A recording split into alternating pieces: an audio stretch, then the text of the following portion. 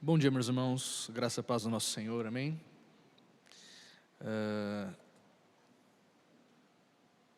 Hoje, novamente, eu retorno, como o pastor Ricardo comentou, para nós falarmos um pouco mais a respeito de política.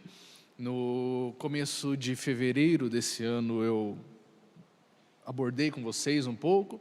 Na época, eu estava ainda montando o esqueleto do livro, e graças a Deus deu tempo de terminar no prazo que eu queria, que era antes das eleições. E hoje nós vamos falar um pouco a respeito do foco que acabou sendo direcionado o livro de modo natural, e pela providência divina, de fazer esse cruzamento do nosso entender do que de como nós devemos focar em algo que passou batido para nós, que é a questão da adoração, do culto da igreja e as suas implicações sociais na política. Vocês vão acompanhar comigo o PowerPoint que eu trouxe, que vai ser mais fácil de didático, embora eu não seja muito fã de PowerPoint, eu achei melhor nós usarmos esse recurso hoje. Só aguardar a apresentação dele. Vamos fazer uma oração enquanto isso? Pedindo para que Deus nos guie nessa manhã, nos esclarecendo esse assunto que cada dia que passa vai se intensificando e vai intensificar mais ainda até as eleições, naturalmente, e para que Deus nos dê sabedoria e nos guie pelo seu Santo Espírito. Santo Deus, Pai, agradecemos por essa manhã estarmos aqui, Senhor, reunidos em Teu nome, para aprendermos mais da Tua palavra, aprendermos mais daquilo que o Senhor deseja para nós como cristãos. Nos ajude, Senhor, a entender a Tua palavra, entender o Teu propósito, a Tua vontade, para que possamos atuar politicamente como cidadãos, mas acima de tudo como cristãos, Pai, tomando decisões para a glória do Senhor, tomando decisões que visem o benefício do nosso próximo e a expansão do Teu reino. Fica conosco nesta manhã e nos abençoe, no nome de Jesus que eu oro, que eu agradeço. Amém. Aqui não, aqui está aparecendo, eu acho que é a segunda tela. Então, ali no slide que está projetado para vocês,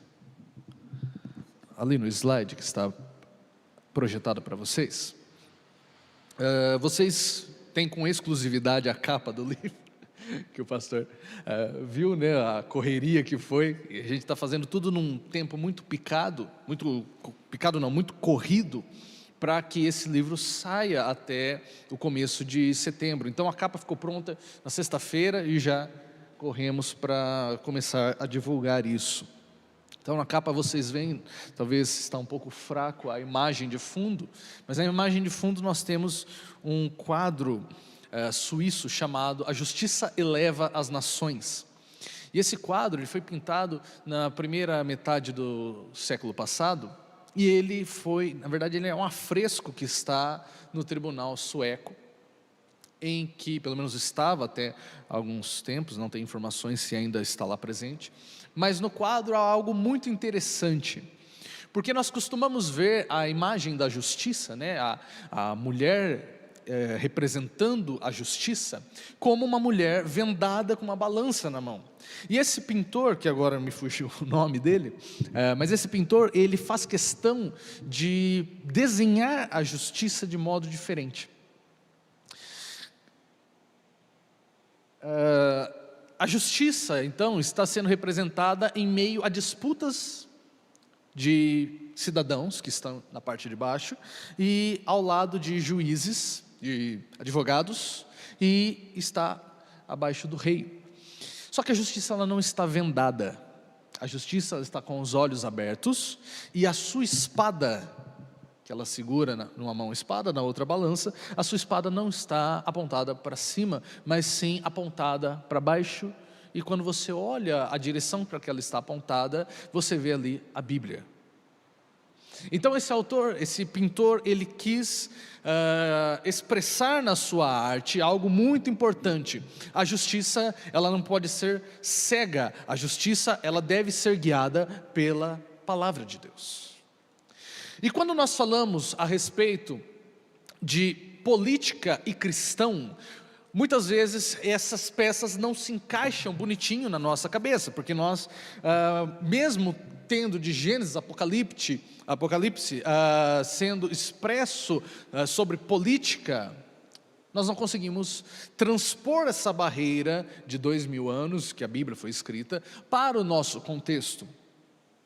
Por vários motivos, várias possibilidades podem acontecer isso, mas perceba, nós vemos desde o começo, Deus estabelecendo Adão no Éden como um ser político, para ordenar o jardim, para cultivá-lo, protegê-lo, expandi-lo, um ser social. Depois nós vemos Moisés, juízes, os reis, e Deus sempre lidando com a política de forma como parte, uma esfera que é parte da sua soberania, não está à parte, não está separada dos seus interesses.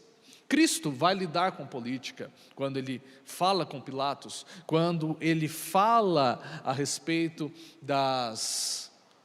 dos usos inadequados que um governo tirânico estava fazendo. Paulo fala isso, Atos fala isso, João em Apocalipse fala sobre a besta, que é um governo, uma das bestas, como um governo tirânico, totalitário, que persegue todos aqueles que são e que estão em nome de Deus. Então a Bíblia, do começo ao fim, ela engloba a política como uma parte, como uma esfera necessária para nós atuarmos, como uma esfera da qual Deus se interessa que nós atuemos, e Deus se revela as suas diretrizes para nós atuarmos nela.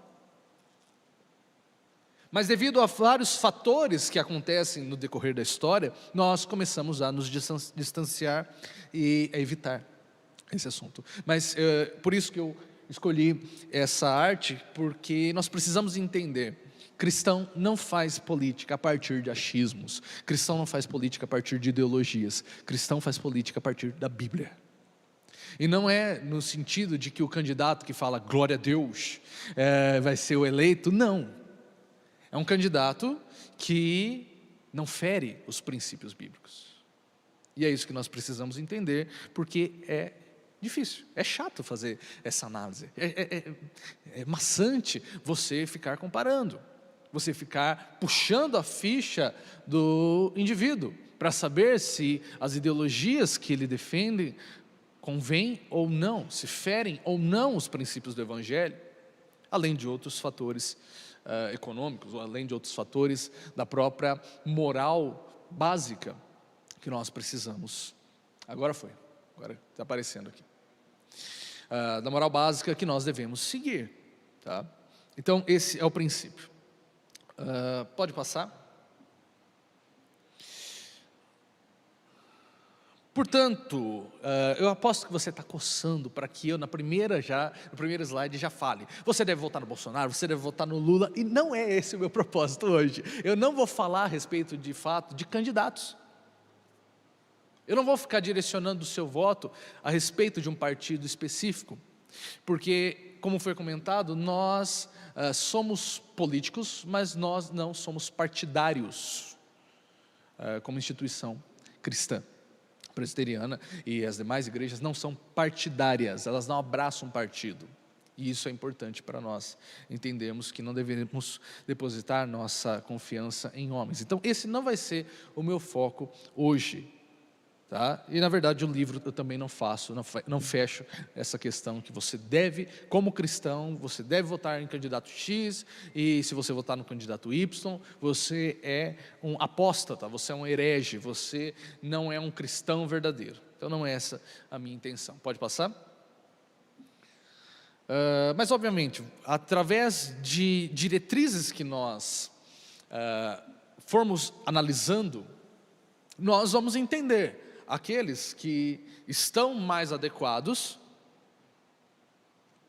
e aqueles que não estão, aqueles que ferem princípios básicos da fé cristã e aqueles que cometem erros, sim, mas que não são erros crassos. Tá? Mas qual que é um dos principais problemas do cristão com a política? Um dos principais problemas é que nós estamos sendo bombardeados através de vários meios de comunicação, através da cultura, das artes, com ideologias que não são de matriz bíblica, mas que muitas vezes nós vemos elas sendo maquiadas a nós com uma roupagem bíblica cristã e não percebemos isso, engolimos essas capas, essas cascas cristãs que na verdade têm um cavalo de Troia dentro, né? Então, uma das duas opções eu coloco aí nessa imagem, que nós muitas vezes somos tentados a tomar como atitude, como posicionamento para com a política, mas que não são cristãs. A primeira delas é uma posição revolucionária. E aqui eu não estou me referindo à questão simplesmente de esquerda. Eu estou me referindo também a questões de direita, porque se nós analisarmos historicamente, direita e esquerda surgem a partir de movimentos revolucionários na França. Então, qual é essa ideia revolucionária? É que através de meios simples, mas que agridem a ordem social, nós vamos mudar a ordem. Ou seja, através de uma revolução armada, através de um assassinato de um líder político, através de alguma tomada de poder que envolve um estratagema, que envolve uma mudança radical, pontual e que vai beneficiar um grupo, nós estabelecemos uma ordem a partir dessa desordem. E por que isso não é bíblico? Porque a Bíblia deixa muito claro, e aqui eu falo com parênteses e muitas ressalvas, mas a Bíblia deixa clara que a autoridade política é estabelecida por Deus, ela tem uma questão espiritual e nós não podemos desnudá-la, não podemos despi-la dessa autoridade. E essa é uma das tentações que nós temos, enxergar a política com olhos naturais, com olhos humanistas, achando que política é apenas uma ordem, uma junção do voto do povo e os eleitos, e não colocamos Deus a par nessa equação. Mas nós precisamos entender que devemos temer a Deus, devemos temê-lo e agir com cautela, com zelo. Ainda que o sistema que nós temos, que é um sistema eleitoral, é um sistema democrático, é um sistema que o povo participa nas escolhas dos seus líderes, seja diferente, por exemplo, de um profeta ir ungir um indivíduo para rei, ainda assim nós temos uma carga espiritual, porque a política, a esfera política, ela pertence a Deus, porque Deus deseja ordem para a sua criação, e a política é um dos braços dessa graça divina para preservar a ordem na sociedade, para punir os justos, para punir os maus e beneficiar os justos. Eu estava quase descrevendo a justiça brasileira. Mas nós vemos lá em Romanos 13 que Deus entregou uma autoridade. Isso não significa que Deus está dando aval, que Deus está afirmando o indivíduo. Se o indivíduo foi eleito, significa que ele tem carta branca para fazer tudo o que ele quiser. Isso não é bíblico. Isso é uma conclusão que nós tiramos não do texto. Inclusive eu explico, eu faço uma exegese desse texto de Romanos 13, para nós entendermos o que Paulo está querendo dizer em Romanos 13. Porque ele está escrevendo não com o império bonitinho, ele não está escrevendo numa democracia fofa, ele está escrevendo no Império Romano que já estava começando a dar indícios de perseguição aos cristãos, e mesmo antes disso, havia os seus excessos, tinha vários problemas políticos. Tanto que, algumas décadas depois, João escreve na ilha de Patmos, falando que esse governo se tornou uma besta, que persegue os fiéis. Então, nós precisamos ter um equilíbrio nisso. Eu não posso comprar a ideia de um indivíduo que foi eleito e assinar embaixo tudo o que ele faz, só porque ele foi eleito e, portanto, isso é sinal de que Deus o está aprovando, mesmo ele fazendo burrada. Mas eu também não posso dar um tiro na testa de um candidato que eu discordo, aqui usando um extremo, né, mas fazendo outras formas, simplesmente achando que ele foi lá posto pelo povo e Deus não tem nada a ver com isso.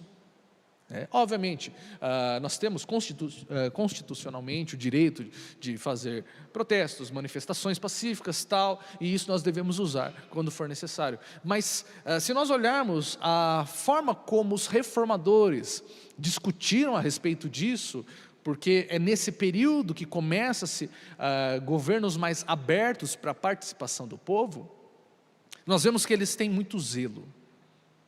Muito zelo. E muitas vezes até exageram na importância que dão ao Estado, porque eles sabem que há um fator espiritual. Se nós olharmos, por exemplo, nas Institutas de Calvino, Calvino coloca até como dever do Estado punir heresia, manter a ordem da igreja, punir aqueles que são contra a sã doutrina. E isso nós já temos novos pensadores que nos mostram que são esferas diferentes, né? A igreja tem a questão da disciplina para punir essa questão e o Estado tem a sua esfera específica, mas nós devemos fugir dessa ideia revolucionária. E também, em contrapartida, nós também devemos fugir da proposta de reclusão. E aí na imagem você tem um monge estilita. O que é um monge estilita? Era um monge que ele se refugiava num lugar árido, num lugar desértico, e ele ficava em cima de uma coluna o dia inteiro, meditando. Então nós não podemos achar que política é suja e por isso nós, como santos, não podemos nos envolver com ela. Porque a política não é suja, o ser humano é corrupto. Então, o problema da reclusão é que nós tentamos atribuir a alguma estrutura da criação de Deus o problema do mal, o problema da desordem, da corrupção, tal. E na verdade ambos, tanto a parte revolucionária quanto a parte reclusiva, que se abstém da participação, elas não entendem um fator muito importante que a Bíblia nos apresenta desde o começo, que é a maldade humana, por causa do pecado. Portanto, o maior problema que não é considerado na maioria das ideologias políticas é que nós temos corrupção, nós temos falhas, nós temos problemas, nós temos erros e crimes políticos, porque o ser humano é corrupto. E nós não paramos para pensar isso. Nós não paramos para perceber que hoje nós temos uma política corrupta porque o povo é corrupto. E que se nós jogarmos uma bomba atômica destruindo Brasília inteira, ainda nós teremos uma política corrupta, porque ainda sobrará os eleitores. E é nesse nível micro que muitas vezes nós não nos atentamos. Nós achamos que basta simplesmente colocar um candidato X na presidência, ou na governança de um estado, ou na prefeitura de uma cidade, e pronto, nós temos uma política redimida. E não é isso que funciona, porque a mudança cultural e política de uma nação não ocorre através de canetadas, através simplesmente de emendas na Constituição. Porque o problema econômico, o problema político, o problema social, tanto do Brasil quanto do mundo, não é estrutural. O problema do mundo é moral, o pecado, afastar-se de Deus. E portanto, se o problema é moral, se o problema é o nosso afastar de Deus, portanto, a solução para isso está na igreja. Pode passar. E nós não enxergamos isso porque as ideologias acabam nos cegando. As ideologias nos trazem um evangelho corrompido, um evangelho gnóstico, um evangelho que tira o foco do problema central e joga para questões periféricas, que aparentemente você estará resolvendo essa problemática, mas que de fato você apenas adormeceu os sintomas.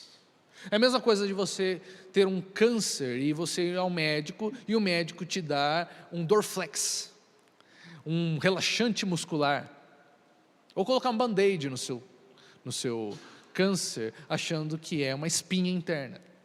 É isso que a ideologia faz conosco.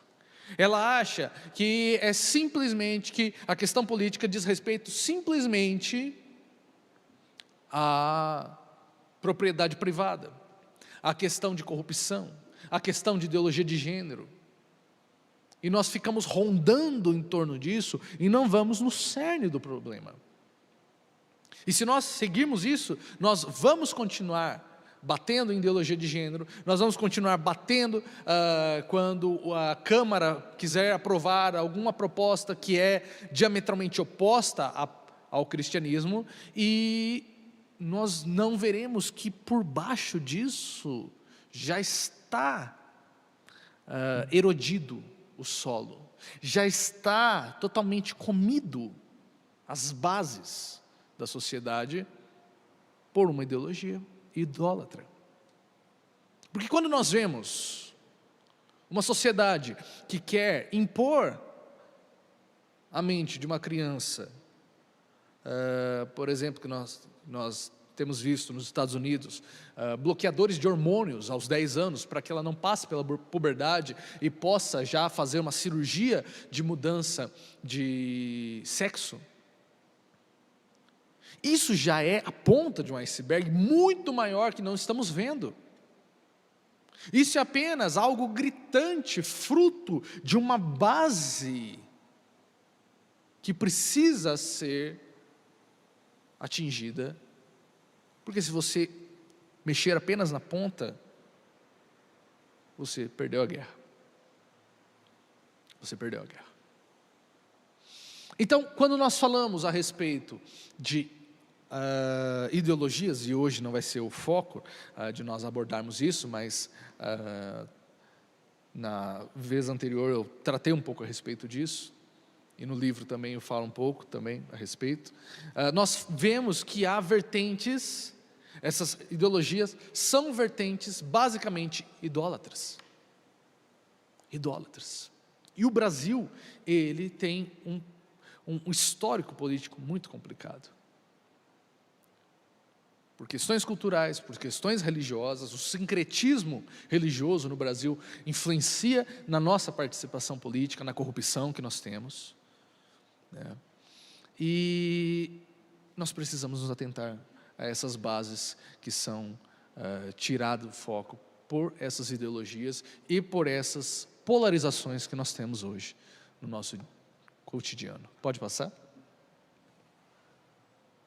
Portanto, só um exemplo, né? Essa é uma imagem da campanha de Getúlio Vargas, né? Perceba o estilo, perceba o que essa imagem quer mostrar aos eleitores.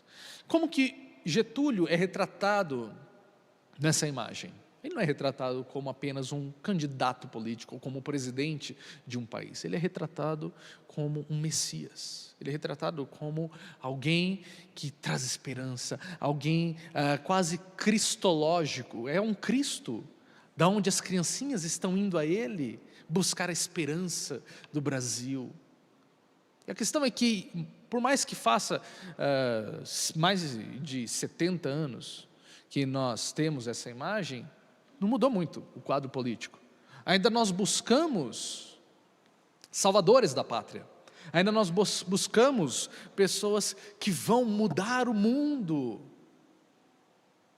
Porque nós, indiretamente, não entendemos que o problema está dentro do ser humano, está comigo, está com você, e essa política individual deve ser consertada para que isso tenha proporções maiores. Portanto, o foco que as ideologias não deixam que nós percebamos é que adoração e política estão de mãos dadas.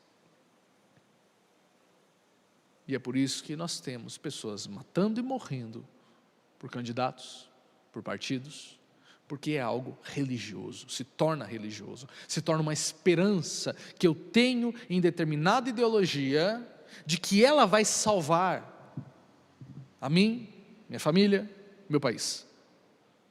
E portanto Cristo, ele perde todo o foco, todo o brilho. E a nossa adoração passa a ser dividida entre Deus e o Estado. E quando João escreve Apocalipse, ele já está condenando diretamente isso. Um Estado que quer ser Deus.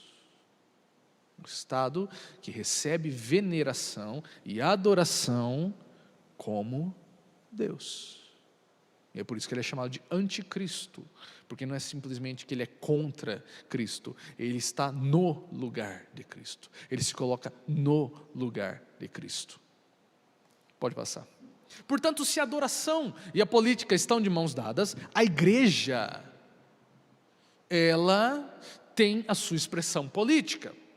A igreja é uma instituição política, ainda que não seja a sua função primária, mas as suas decisões, os seus comportamentos traz implicações políticas. Porque nós precisamos entender que política não é simplesmente o ato de você votar num candidato. Política é todas as formas que nós realizamos, todas as atitudes, decisões que nós tomamos, que trazem implicações para a sociedade, independente do seu raio de influência. Então, a forma que você lida com o seu vizinho já é uma política que você está fazendo. A forma como a igreja lida com o barulho, o som dos seus cultos é uma política. Uma política de respeito ou não à vizinhança. E o que coroa o propósito da igreja? A adoração. Nós somos chamados para adorar a Cristo. Nós somos chamados para nos reunirmos, especialmente no dia do Senhor, no domingo, para oferecermos um culto a Deus em adoração, proclamando que o seu reino vindouro já está presente entre nós de modo parcial. Que o seu reino é um reino que virá em breve para destituir toda a ordem humana política. E é no culto que nós declaramos que nós prestamos glória, nós prestamos honra unicamente a Cristo. Portanto, como nós podemos definir, eu achei muito interessante essa definição aqui do von Allmen, que é um livro muito importante a respeito do culto cristão, que ele diz o seguinte: porque recapitula a história da salvação, espera aí que está ruim para ler. Porque recapitula a história da salvação, o culto possibilita a igreja tornar-se ela mesma, tomar consciência de si mesma e manifestar a sua natureza essencial.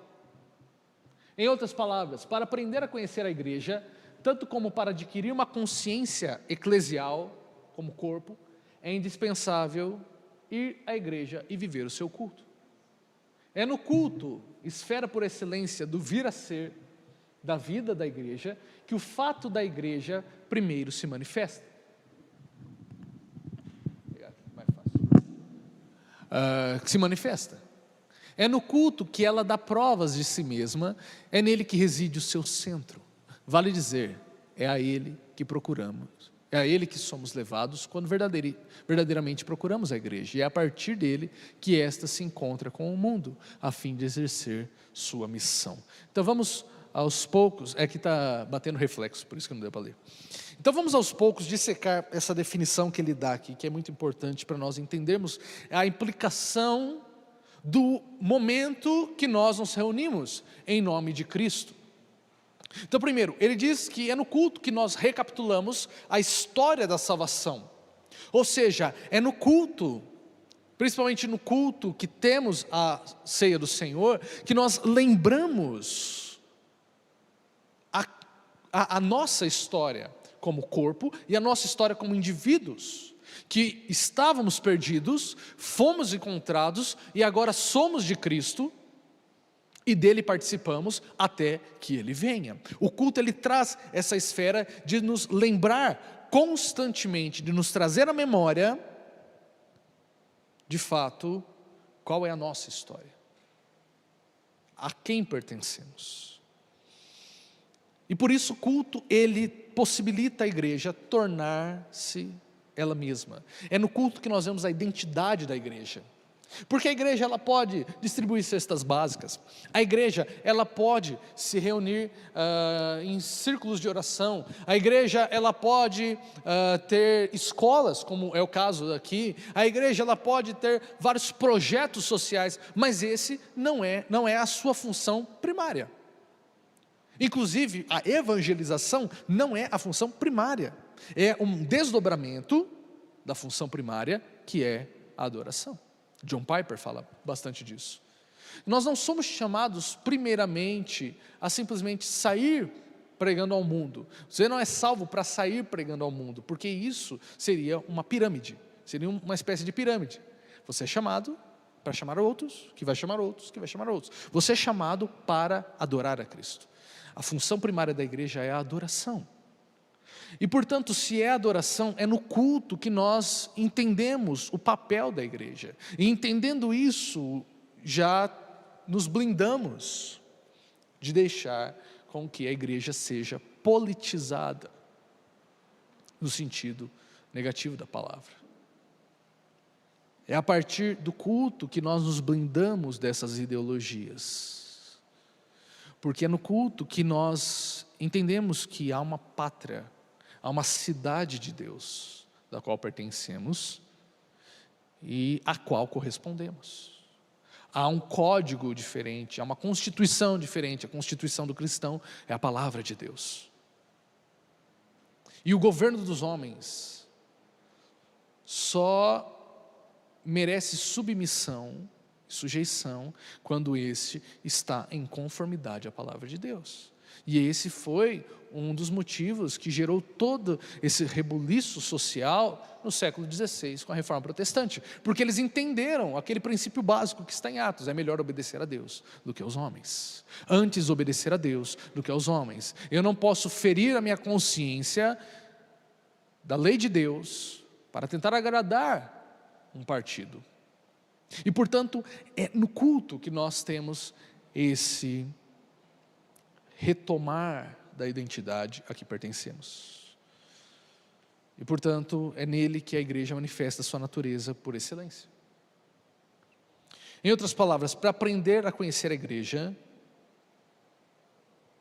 é indispensável o viver no seu culto. É no culto que nós temos esse viver, que nós conhecemos de fato os irmãos que estão conosco, andando nessa caminhada. É no culto que nós temos esse partilhar de dons, em que os dons que eu tenho edificam ao meu irmão, e os dons que eu preciso, mas não tenho, mas meu irmão tem, são usados para a minha edificação. E é no culto da igreja que nós temos essa membresia, essa fraternidade, comprados por Cristo, chamados por Cristo, onde de fato classe social não tem interferência, onde questões de ensino, de estudo não tem interferência, porque todos são irmãos. Numa igreja você não tem um capitão, você não tem um presidente, você não tem um artista famoso, você tem irmãos. Essas nomenclaturas é da porta para fora. E portanto é no culto a esfera por excelência do vir a ser da vida da igreja, fato que se manifesta por excelência primeiramente.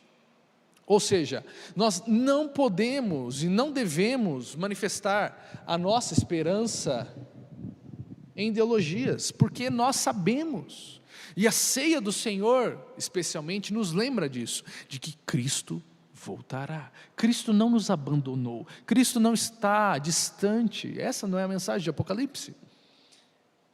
Cristo às igrejas dizendo que Ele está a par do sofrimento delas, que Ele não abandonou, que Ele não ressuscitou, ascendeu aos céus e se vire,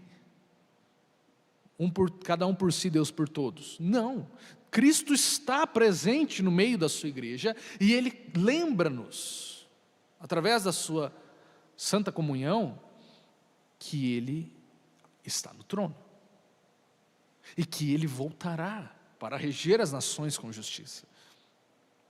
E que o que as ideologias prometem para nós, uma sociedade perfeita, sem divisão, sem classes, uma sociedade onde todo mundo tem autonomia, tem liberdade, e aqui citando as propostas tanto de direita quanto de esquerda, só será alcançado por Cristo no seu reino vindouro.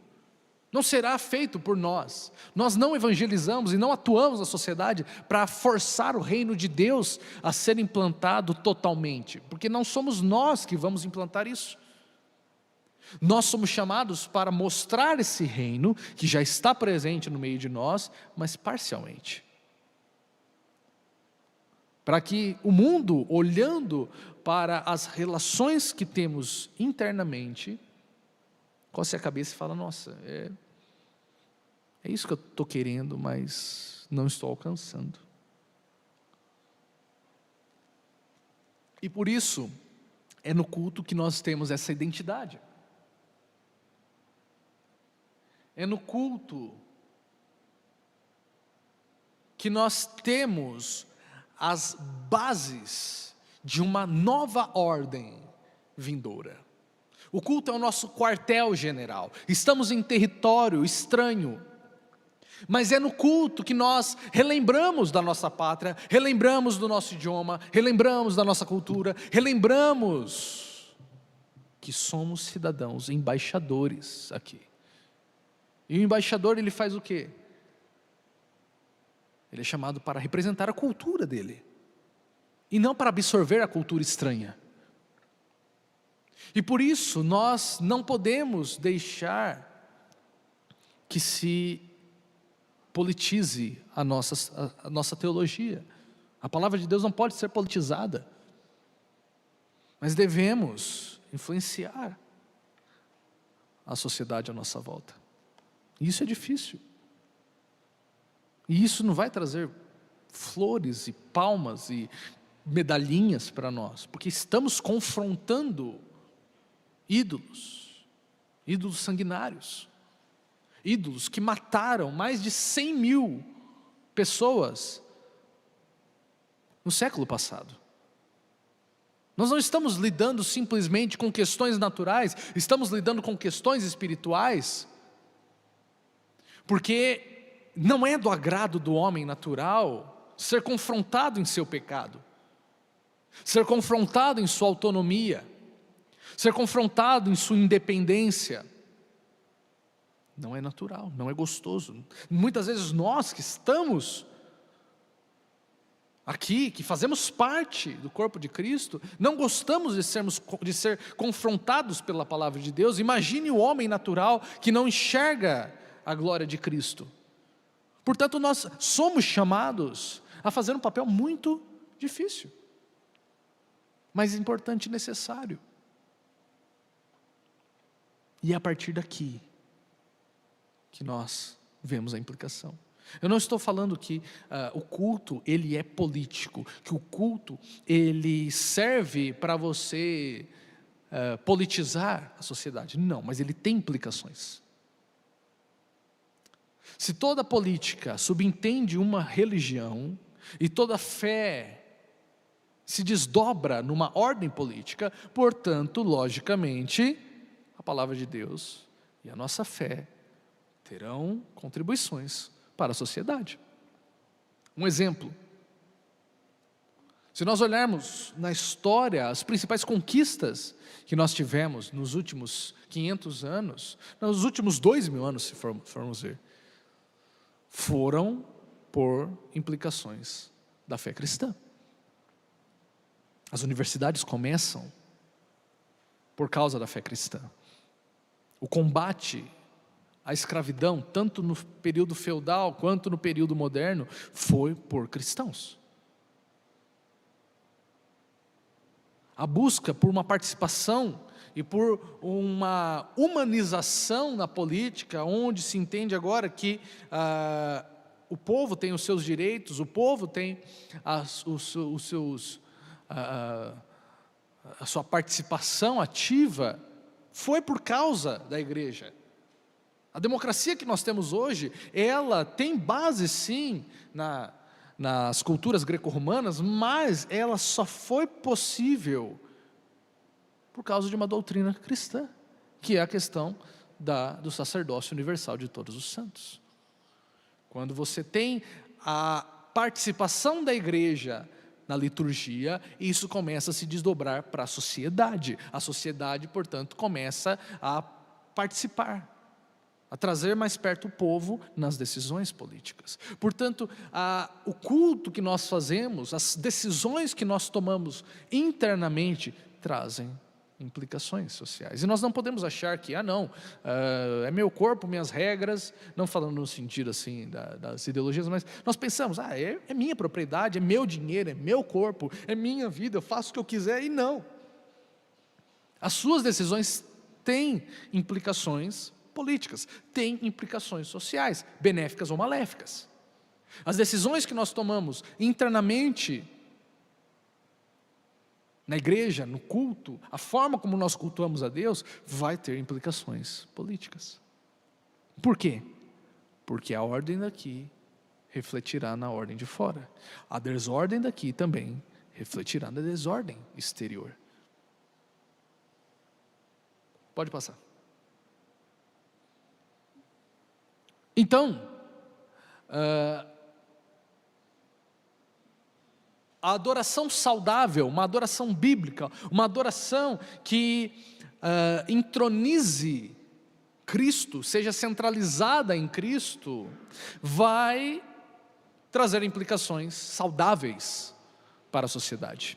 Como nós vemos isso, como nós vemos no decorrer da história, como a igreja trouxe benefícios para a sociedade, e como momentos também de apostasia trouxe desgraças para a sociedade, que mancharam a honra da igreja, da noiva de Cristo, e mancharam o nome de Cristo. Mas o contrário também é verdade. E portanto, nós precisamos entender que a igreja, ela tem uma função que está sendo apagada cada vez mais, que é ser uma incubadora de virtudes. O que é ser incubadora de virtudes? É você fomentar, é você resgatar, e é você fazer frutificar virtudes num cristão.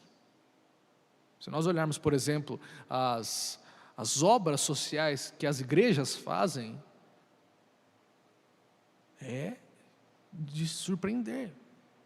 Mesmo com tantos escândalos que nós vemos de diversas denominações, por questões de roubo, de desvio de dinheiro, ainda assim a contribuição da igreja para a sociedade é algo fenomenal. Os hospitais, os orfanatos, as escolas, os cuidados com as famílias, as mudanças, o tratar com aqueles que estavam em vidas pregressas, em vidas de vagabundagem, de pessoas que foram transformadas. A igreja é composta de pessoas que foram transformadas, seja de experiências passadas que não eram tão gritantes, mas de pessoas que foram transformadas radicalmente, de bandidos, de alcoólatras, de prostitutas, de assassinos. A Bíblia está cheia de assassinos. Paulo era um dos assassinos. E vejo que o poder do Evangelho de Cristo para contribuir na sociedade. Veja a contribuição que o Evangelho faz para trazer ordem, para trazer segurança e justiça. E portanto a igreja, ela tem a chave em suas mãos dessas virtudes. Porque essas virtudes são fomentadas através da lei de Deus, através da palavra de Deus. E eu citei as 3 cardeais, as principais, que é a verdade, a beleza e a bondade. Que são 3 virtudes que estão sendo minadas, que estão sendo atacadas diariamente nos nossos tempos. Pode passar. Então, entrando rapidamente no detalhe dessas virtudes. A verdade, aqui é um trecho do livro. O culto deve rememorar a história da redenção, e a igreja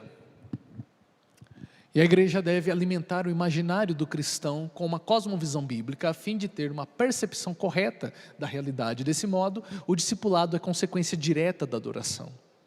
Como eu disse, nosso foco primário não é a evangelização, é a adoração. Mas como consequência direta disso, nós vamos atrás do perdido e edificamos aqueles que já estão aqui.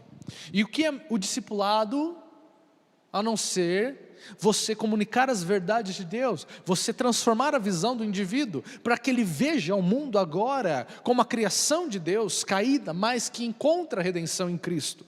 E portanto, é no discipulado que nós vemos a verdade sendo estabelecida. Uma verdade que não é democrática, uma verdade que não é relativa, mas uma verdade absoluta. Uma verdade que é proclamada em Cristo, porque é dele, por ele e para ele, ponto final. E o que nós vemos hoje? Nós vemos hoje essa deturpação, essa erosão do absoluto, essa tentativa de se tirar o foco a respeito da verdade. E a questão é que, por mais bonito que seja eu dizer que a minha verdade é tão boa quanto a sua, eu estou falando uma asneira, porque eu não posso falar que esse copo d'água é um elefante cor-de-rosa.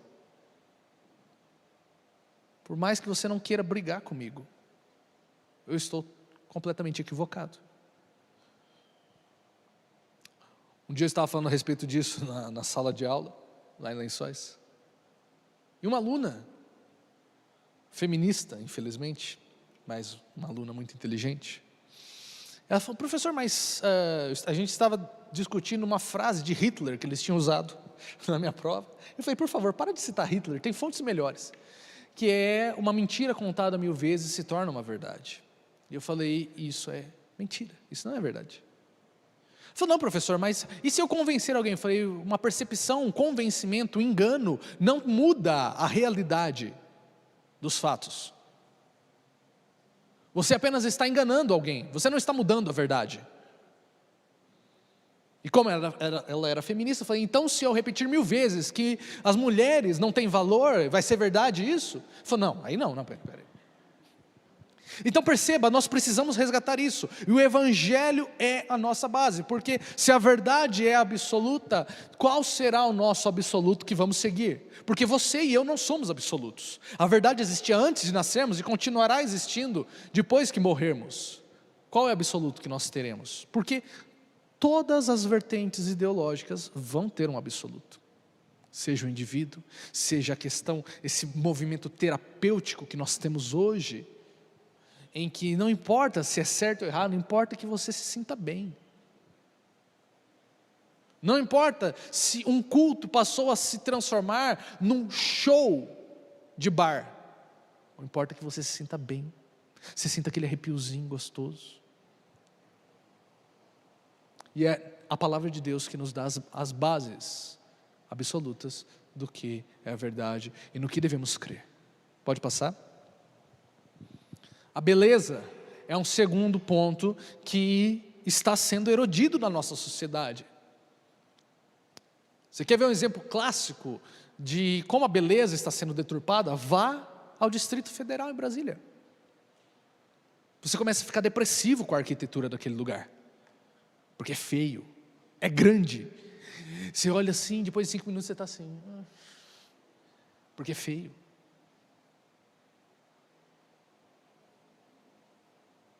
As artes modernas hoje são lixo, em sua maioria. São borrões.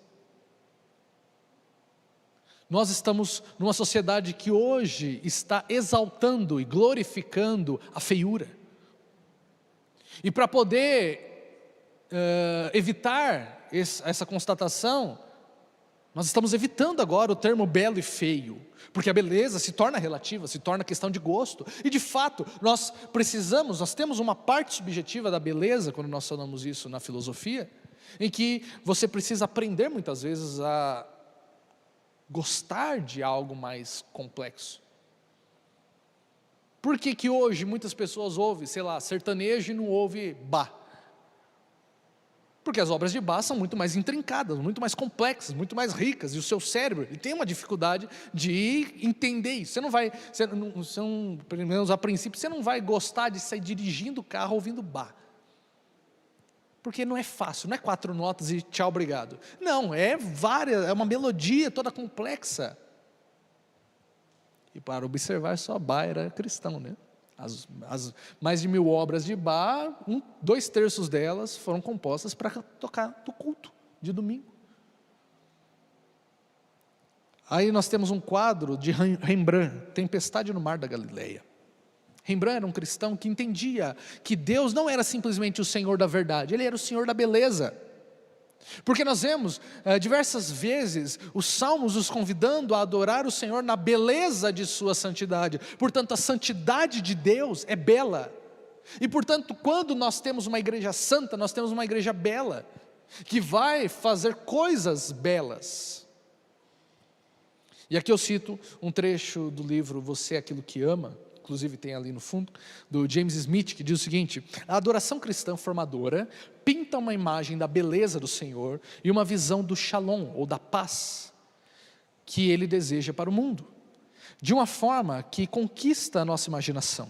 Se agimos no sentido daquilo que desejamos, e se desejamos o que conquistou nossa imaginação, então uma adoração cristã formadora precisa conquistar a nossa imaginação. Isso significa que o culto cristão precisa nos alcançar como criaturas estéticas, que são mais facilmente comovidas que convencidas.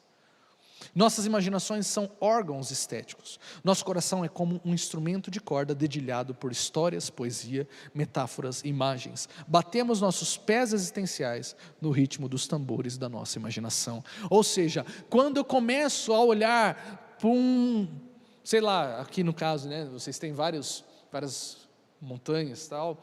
Quando eu olho a partir da base das nuvens, aquela paisagem, é a partir da minha imaginação que eu vou interpretar aquilo. E se eu tenho uma imaginação bíblica, eu vou contemplar a beleza da criação de Deus. Eu vou entender que isso é beleza de Deus, é graça de Deus. Daqui a pouco você vai comer aquele frango assado gostoso com macarronada, e você sentir aquele cheirinho, aquela crocância da pelinha, aquilo é graça de Deus manifesto em sabor e aroma. Mas para nós conseguirmos compreender isso e sermos gratos por esses pequenos detalhes, a nossa imaginação deve estar rendida aos pés da cruz. Porque senão, será algo passageiro, será algo que não terá deleite. Olhe atualmente um quadro, não precisa nem ser agora, um quadro de Pablo Picasso, cheio de riscos, e o título é Mulher Sentada na Poltrona. Você não tem mulher, você não tem poltrona, você não tem nada. São riscos, literalmente são riscos.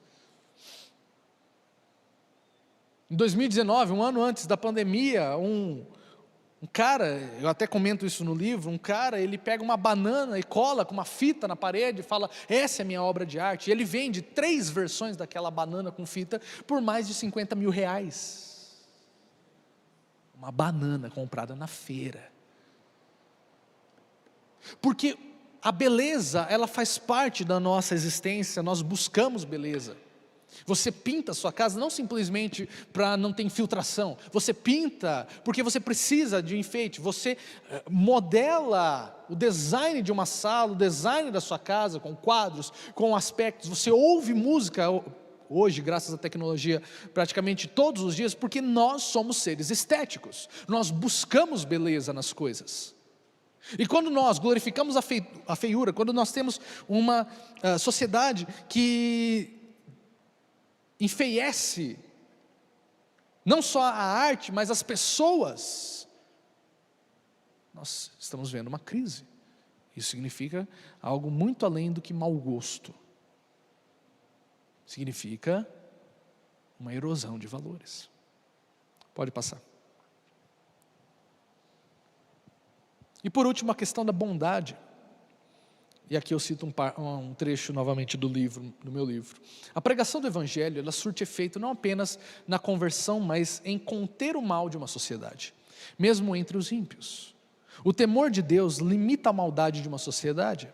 Este temor será reflexo do discipulado, onde princípios bíblicos são aplicados nas diversas áreas da sociedade. A igreja deve fomentar tais valores, prefigurando o reino vindouro. Facções e dissensões precisam ser solucionadas a partir de uma liderança séria que não compactua com o pecado.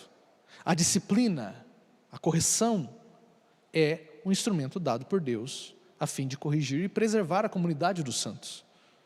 Infelizmente, devido às fragmentações denominacionais, tornou-se praticamente impossível você disciplinar um membro, pois esse simplesmente irá para outro ministério, onde será bajulado com um cargo, e o seu pecado permanecerá intocado. Tal realidade tem gerado a banalidade do mal, que é o pecado, dentro das igrejas, desde fofocas até o sexo antes do casamento, fora do casamento, que tem se tornado comuns, tão comuns dentro da igreja como fora. Santidade, portanto, é um viver distinto do comum, é amar a bondade, porque Deus é o bem supremo e só quem o ama pode ser santo. O Salmo 34 nos convoca: provai e vede que o Senhor é bom. Uma igreja unida, onde o pecado é tratado e juntos carregam os fardos uns dos outros, é sinal de que está se nutrindo em Cristo. Nas pequenas atitudes de bondade, a igreja constrangerá a consciência do mundo e se mostrará diferenciada. Desde o volume dos cultos, a altura do barulho, respeitando os vizinhos, até nos profissionais de conduta exemplar que pertencem a uma determinada congregação. E assim o próprio viver será uma voz profética. A sua atitude, conforme a lei de Deus, vai constranger uma sociedade.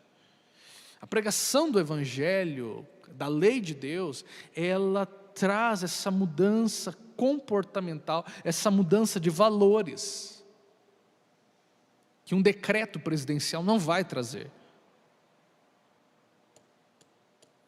Se nós pegarmos os 10 mandamentos, não tem como você fazer leis, literalmente, por exemplo, não dirá falso testemunho. Como que a polícia vai ficar fiscalizando se você contou uma mentira ou não? Não cobiçar a mulher do próximo. Como que a polícia vai conseguir ler os seus pensamentos? Mas Deus consegue. E o temor do Senhor nos restringe, nos converte, nos direciona a algo melhor, a santidade. Pode passar? Portanto, nós precisamos entender, e eu quero aqui deixar apenas alguns apontamentos, que, primeiro, que eu disse, não serão canetadas políticas de gabinetes que vão mudar de fato a nossa sociedade. Obviamente, haverá direções e haverá gerenciamentos melhores e piores. Mas a mudança central, que é necessário, que vai trazer de fato a mudança, não vem de cima, vem de forma pequena, em pequenas atitudes.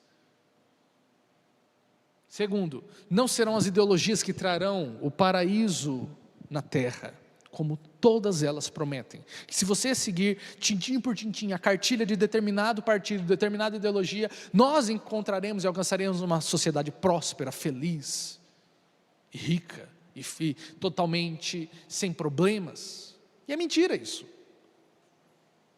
Porque a mudança social, ela não vai acontecer sem passar pela adoração da igreja. Enquanto a adoração da igreja de Deus estiver caótica, estiver sem propósito, perdida, nós teremos uma sociedade perdida. Deus ainda permanece fiel, levantando baluartes, levantando pessoas que defendam a verdade, mas é necessário uma mudança, uma reforma. Como eu disse, a questão do sacerdócio universal dos crentes e a democracia, que uma coisa acabou desembocando em outra. E portanto, o que nós podemos deixar aqui como uma conclusão é o senhorio de Cristo que vai lidar com os problemas. Você não pode, ou você não deve, poder ser até pode. Você não deve tentar corrigir os erros da esquerda com a direita. Você não deve tentar corrigir os erros da direita com a esquerda, porque você só está trocando um ídolo por outro. Você deve ter Cristo como seu padrão, a palavra de Deus como a sua base, porque aí nós veremos aquilo que comunica conosco. Uma ideologia, obviamente, não é 100% errada. Ela vai ter os seus pontos que vão convergir com o Evangelho. E é por isso que nós temos cristãos que se enquadram em ambos os espectros, porque eles vão focar em aspectos que conversam, pelo menos teoricamente, com o Evangelho.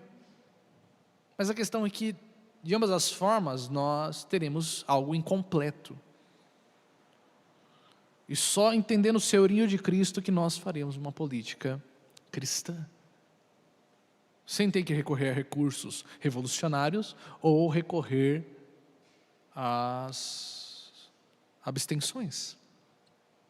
Porque nós somos chamados a produzir e abençoar a nossa sociedade.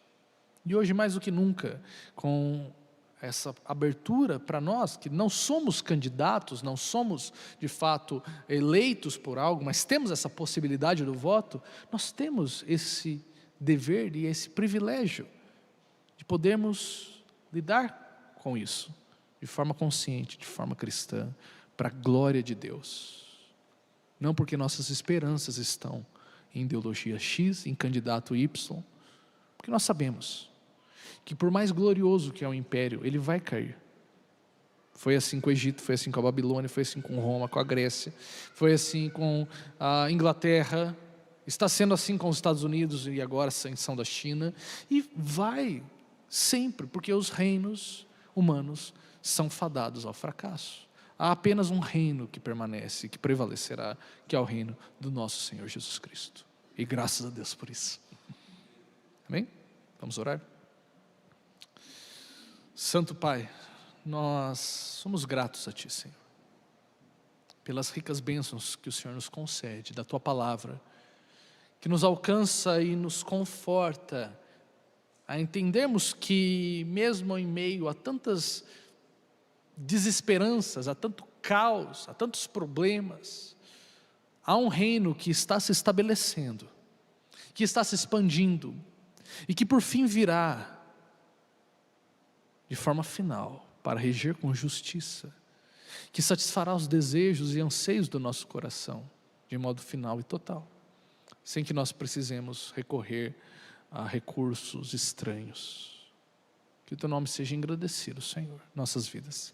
Nos guie para que possamos escolher conscientemente, para a Tua glória, os candidatos para votarmos nessas eleições, Pai, para que o Brasil possa ser regido pela Tua lei, para a honra e glória do Teu nome. É o que nós Te pedimos. Nos leve embora em paz e segurança, para o almoço, que logo mais à noite possamos voltar, Senhor, para cultuar o Teu nome como igreja, engrandecendo a Ti, Pai. Em nome de Jesus que eu oro, que eu agradeço. Amém.